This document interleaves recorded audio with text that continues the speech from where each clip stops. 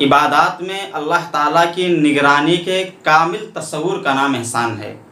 یعنی جب ہم اللہ رب العالمین کی عبادت کر رہے ہوں تو ہمیں اس بات کا احساس ہونا چاہیے کہ اللہ رب العالمین ہماری نگرانی کر رہا ہے، اللہ رب العالمین ہماری ایک ایک حرکت کو دیکھ رہا ہے۔ اللہ تعالیٰ نے قرآن مجید کے اندر ارشاد فرمایا الذی یراک حین تقوم وتقلبک فی الساجدین، کہ جو تجھ کو نماز میں اکیلے کھڑے ہوتے وقت اور نمازیوں کے ساتھ جماعت میں تیرے اٹھنے بیٹھنے ہر ایک حرکت کو دیکھ رہا ہے۔ یعنی اللہ رب العالمین نے کہا کہ جب میرا بندہ عبادت میں مشغول ہوتا ہے، جب میرا بندہ میری عبادت کرتا ہے تو میں اس کے ایک ایک حرکت کو دیکھتا ہوں۔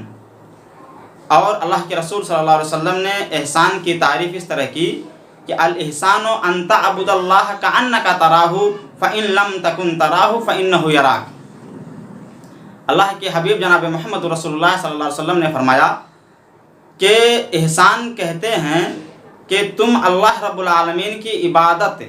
اس ڈھنگ سے کرو، اس طریقے سے کرو گویا تم اللہ رب العالمین کو دیکھ رہے ہو،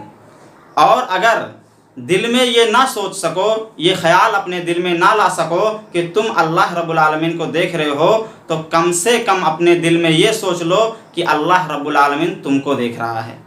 یعنی تم جو عبادت کر رہے ہو اللہ تبارک و تعالیٰ تمہاری ایک ایک حرکت کو دیکھ رہا ہے۔